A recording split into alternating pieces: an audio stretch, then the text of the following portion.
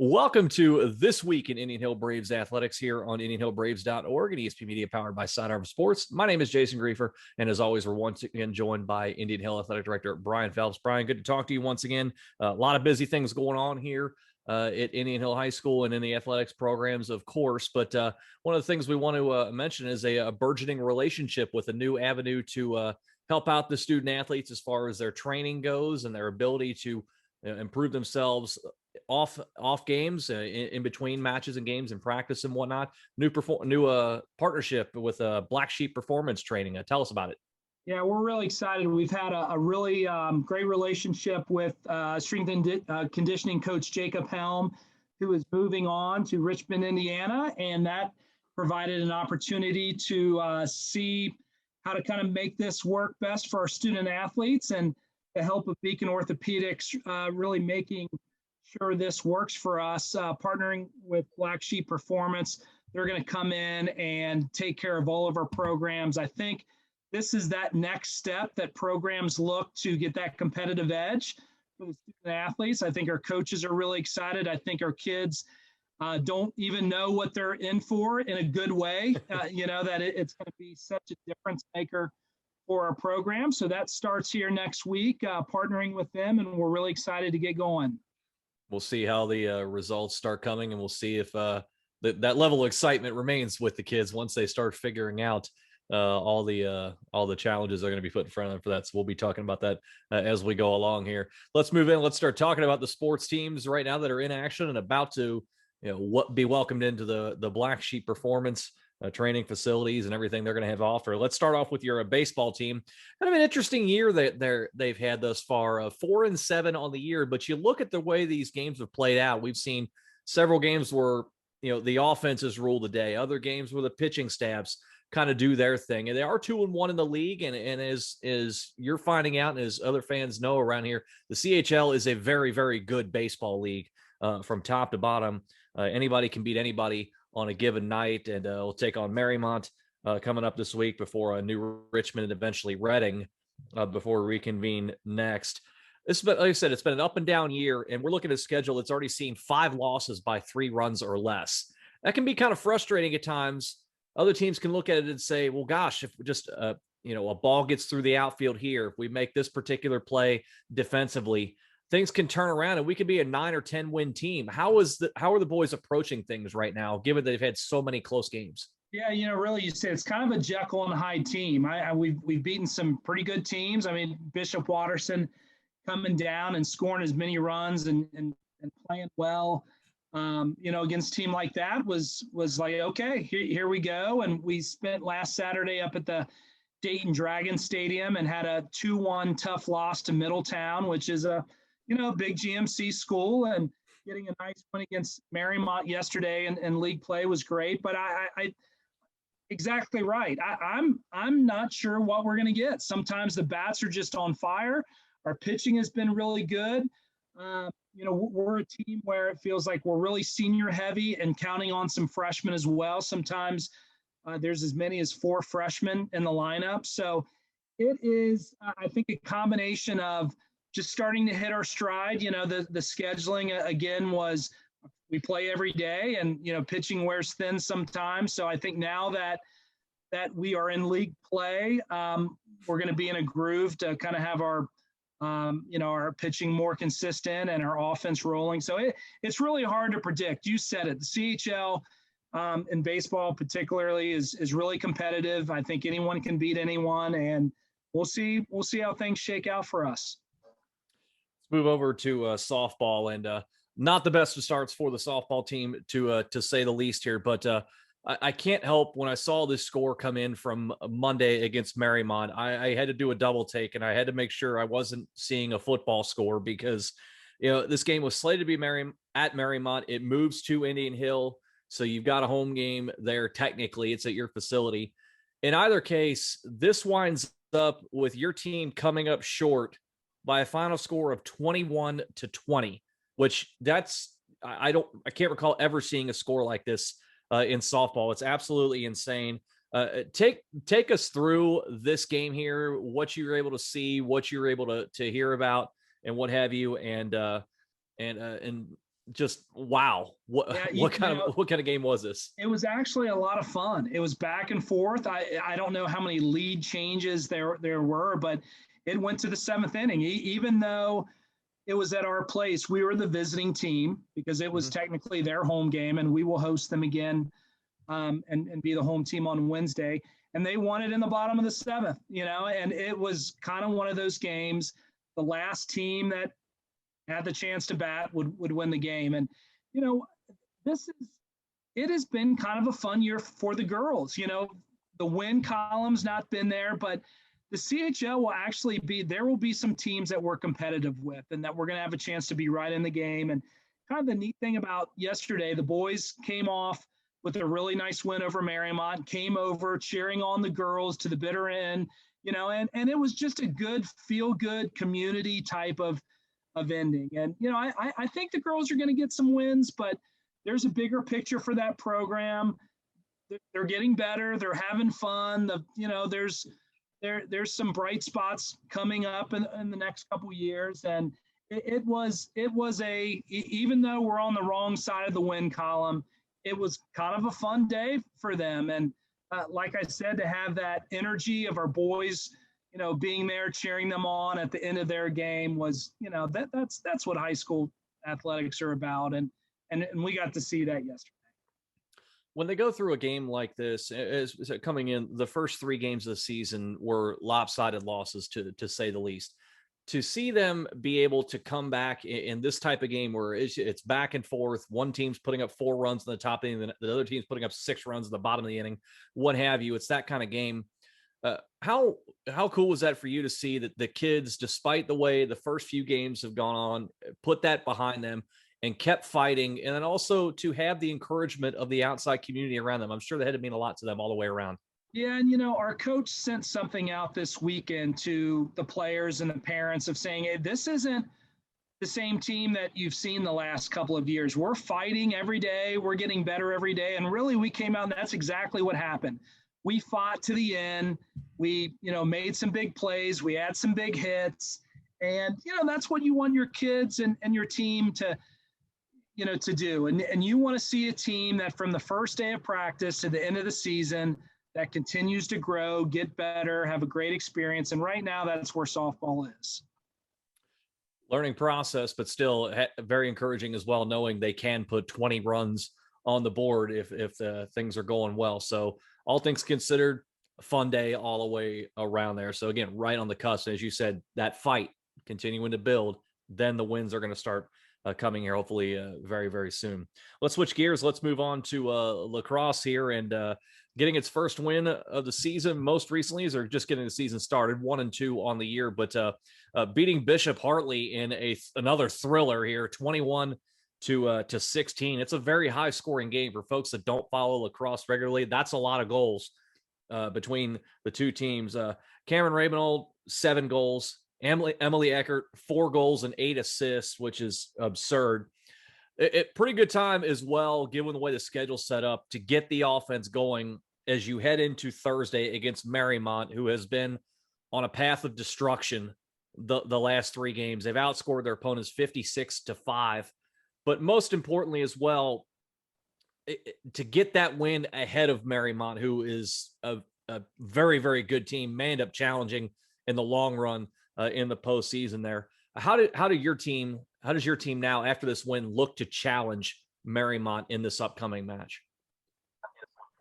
Yeah, we started off the season with a really good Sacred Heart team, however many state champ down from Louisville. And then to have actually Saturday was a doubleheader. So we had Bishop Watterson and Bishop Hartley, and just lost the Watterson game in the last minute of the game, but showed that fight, then ended the day with a nice win with Hartley. So 3 really good teams.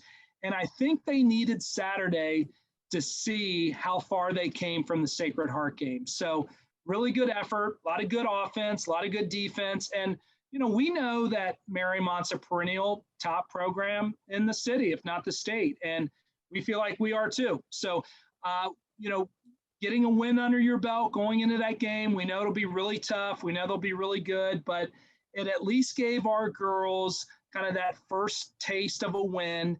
and some confidence going into a really tough game. I don't know what Thursday's game will look like. Again, the goal differential that they're showing so far, they are exceptional.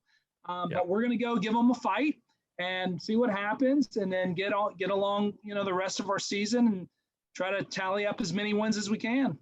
You mentioned the growth from the Sacred Heart opener to the doubleheader on Saturday.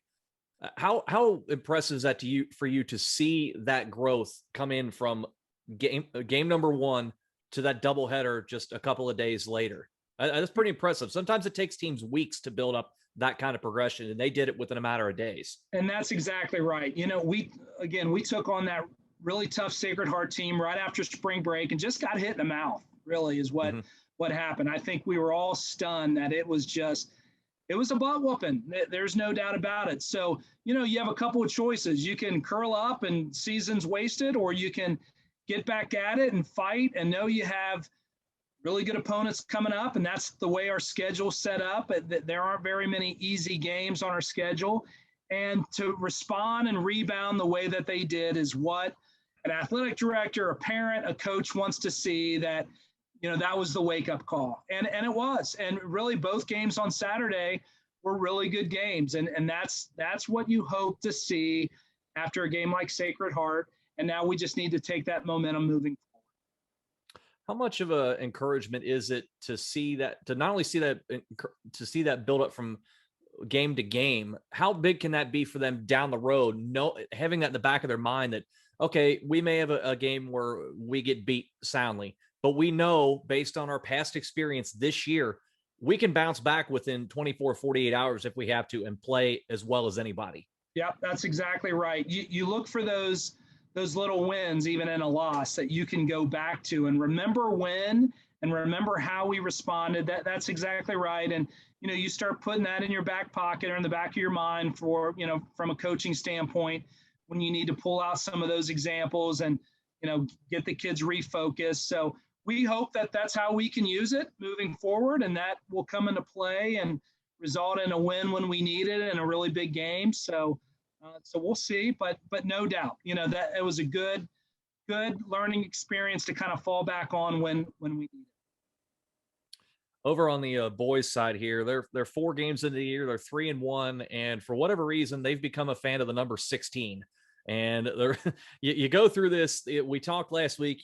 They give up 16 goals in the season opening loss to St. X. St. X is a very good squad. You bounce back with a win over Carroll 16-1. This past week, you beat Wyoming 16-0. Then on Saturday, you beat Lexington, Kentucky team Henry Clay 16-9. So we've got a pattern going here. We're heading into a busy week this week, a few trips on the road. We talked about Charlie DeGennaro last week and all the attention he's going to get. He needs one more goal for his 16th of the season. We're 1/4 of the way through a 16-game regular season. It's just amazing how sports works sometimes in that way. But most importantly, I'm wondering, as we talked about with the girls, 21-16 result there, that's a lot of goals to score. 16 is a lot of goals to score, and now your team's done it 3 straight outings here, going into a stretch here where you got 3 road games this week, 5 out of 6 overall. How have they been able to keep this offensive rhythm going each time out, where they're consistently, literally putting up 16 goals every game? Yeah, watching the game on Saturday, and the Henry Clay was a good team. We had the best game, and my tenure is short, obviously, but we played really well. I mean, that game was a 16-9 game, but it wasn't a 16-9 game. They got some goals late, and, you start getting some kids in the game, which we should. We dominated every bit of that game. And, talk about targeting, Charlie, who's an exceptional player. The reason that they're so solid is there's so many other kids that are contributing. And, Charlie may end up getting the end result and with some of the goals, but so many kids are setting things up. The defense is tough. Our goalie play is really good. It was a very impressive. It was one of those, golly, if we can play like this, we're going to be really tough to beat. And it doesn't matter who we play. Now, we see that tonight against Sycamore, who we know is a really good team. I think that's an opportunity to see where we are as a program at this point. But yeah, from an offensive standpoint, I think it's just we're so aggressive. We move the ball down the field so fast. We really have so many options, not just Charlie, who again is just really an exceptional player, but we have a lot of options, and that's what you want to be from an offensive standpoint. We need a lot of different guys that can score the ball and a lot of different people that can be threats. And so far, that looks like who we are. Will Adair, 5 goals in the game. Charlie wasn't even a high goal scorer in the game. He had a hat trick and 4 assists, but Brendan West a hat trick. I'm looking at right here, Robbie Gutman with a hat trick, and as I said, Will Adair with 5 goals. So very, very impressive all the way around. So you say that this was the best performance of the young season. Again, we're only 4 games in. How is the coaching staff trying to express to the kids now the way we played against Henry Clay is the way we can and should play going forward? Yeah, no, that's exactly right. And just listening to the coach, you could see them being excited, almost like we got that breakthrough game that we needed to really see how good we can be.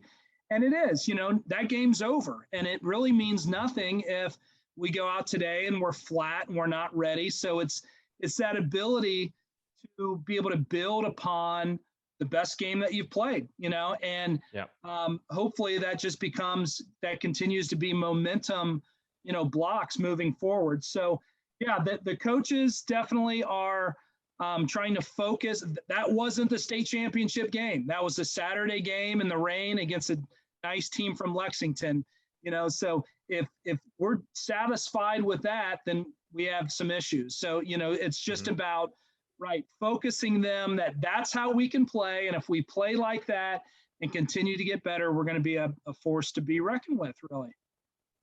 Kind of a similar mantra for your tennis team. Of course, we talked about all their success a week ago. Right now, currently sitting ranked number 1 in the GCTCA, coming off of a sweep of Madeira on Monday. Really nice bounce back as well against Sycamore a week ago. After coming up short in the first time out against them. So you come back there with a 5-0 sweep there. You get Madeira there. You took on Mason, Louisville St. X over the weekend. Those are 2 very, very strong teams. Of course, Mason here and Louisville St. X down in the Commonwealth.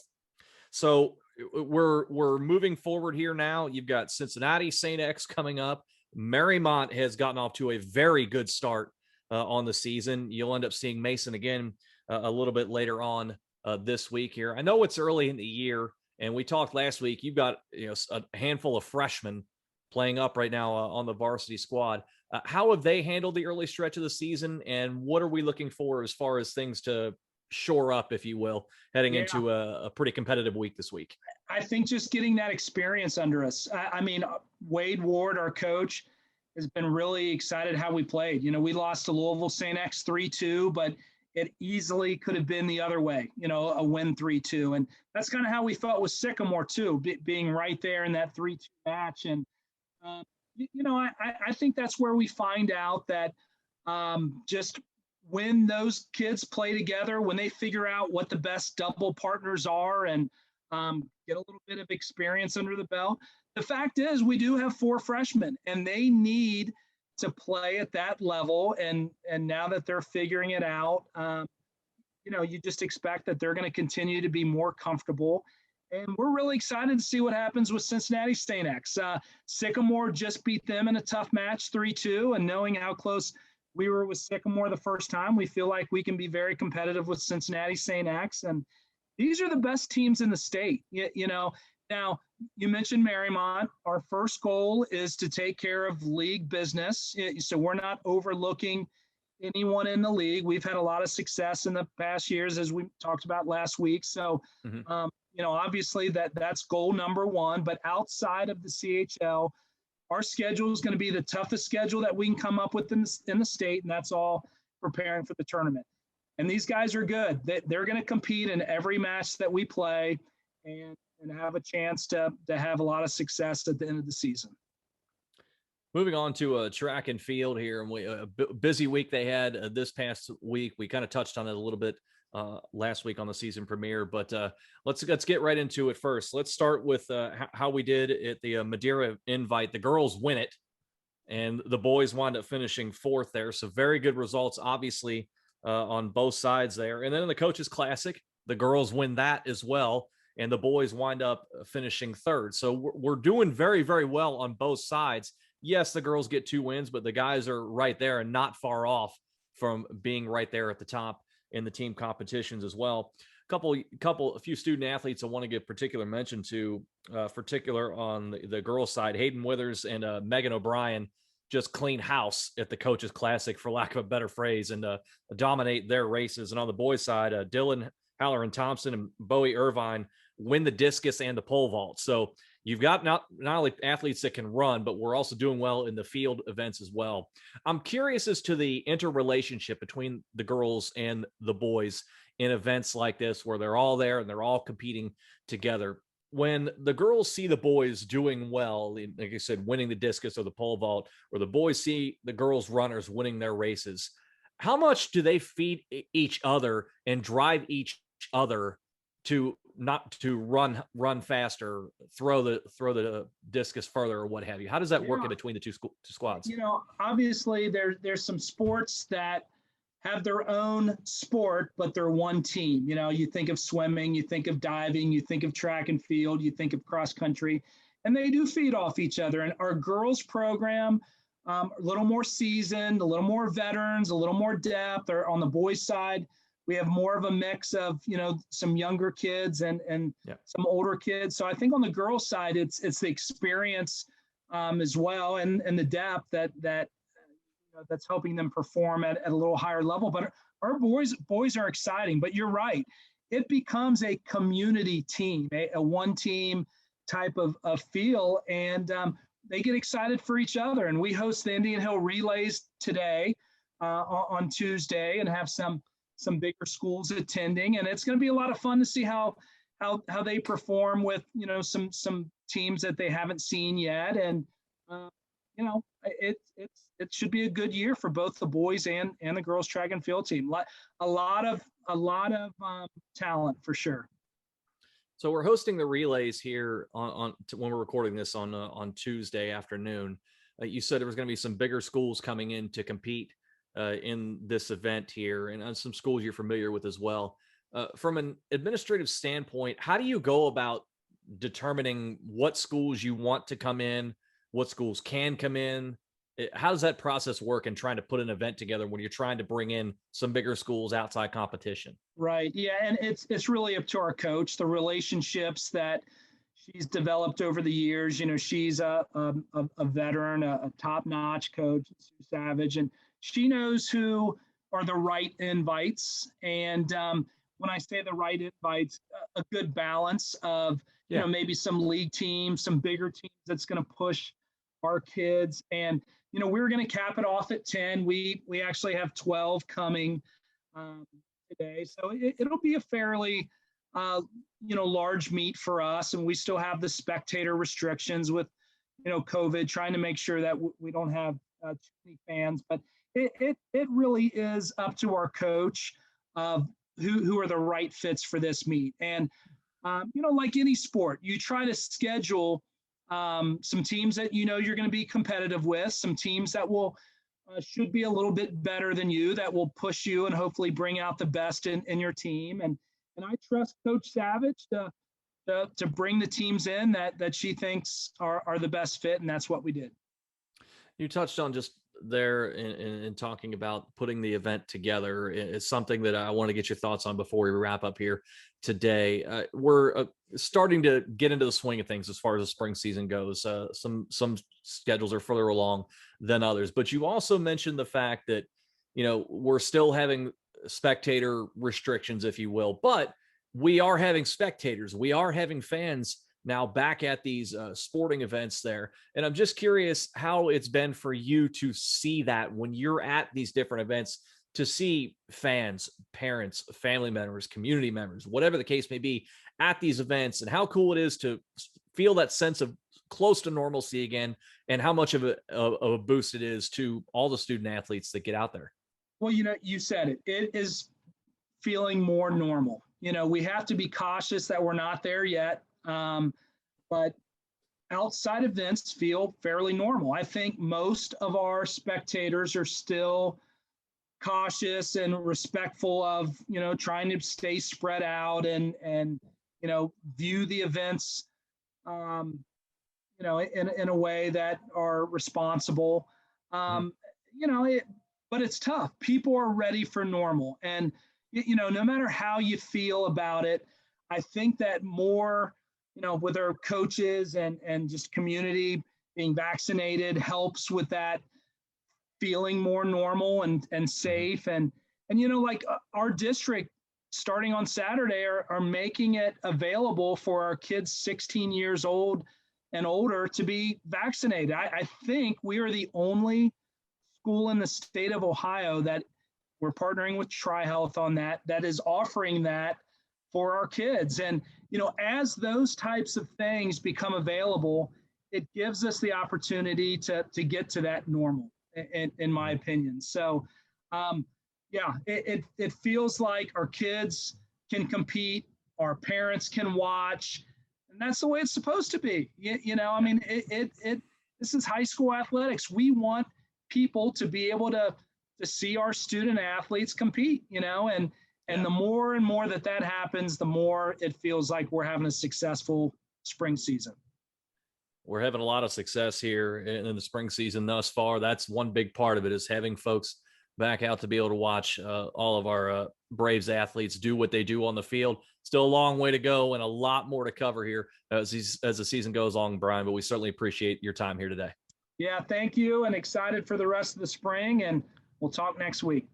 That is Indian Hill Athletic Director Brian Phelps joining us for This Week in Indian Hill Braves Athletics here on IndianHillBraves.org and ESP Media, powered by Sidearm Sports.